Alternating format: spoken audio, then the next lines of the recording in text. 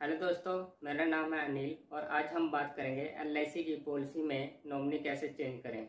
सबसे पहले हम बात कर लेते हैं नॉमिनी होता कौन है। नॉमिनी वह व्यक्ति होता है जब किसी पॉलिसी होल्डर की डेथ हो जाती है तो उसका पैसा जिस जिस व्यक्ति को दिया जाता है उसे नॉमिनी बोला जाता है।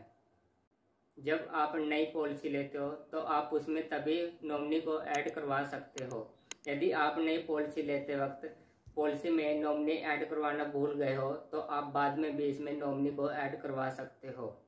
अब बात कर लेते हैं हम पॉलिसी में नॉमिनी को कब कब चेंज करवा सकते हैं। इसके दो कारण हो सकते हैं, एक तो जब नॉमिनी की डेथ हो गई हो तब, दूसरा जब आप अपनी इच्छा से पॉलिसी में नॉमिनी को चेंज करवाते हो।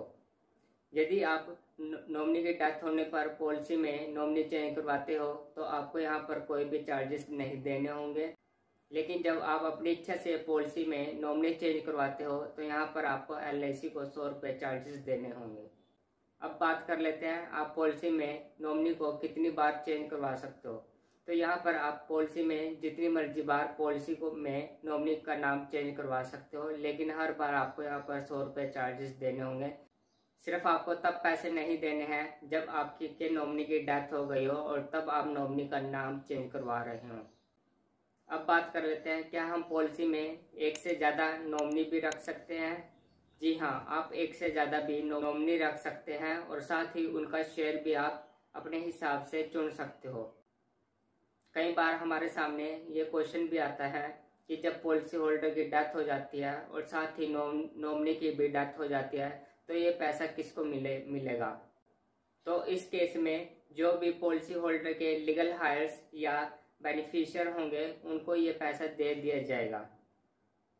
काफ़ी बार ये भी क्वेश्चन आता है कि यदि पॉलिसी होल्डर की डेथ हो जाती है तो पैसा किसको मिलेगा। तो पॉलिसी होल्डर की डेथ होने पर सिर्फ पैसा नॉमिनी को ही दिया जाता है। अगर नॉमिनी नहीं होता है तब वहाँ पर जितने भी उसके लीगल हायर्स होते हैं उनको ये पैसा दे दिया जाता है। अब बात कर लेते हैं कि नॉमिनी चेंज करवाने के लिए किन किन डॉक्यूमेंट की ज़रूरत होगी।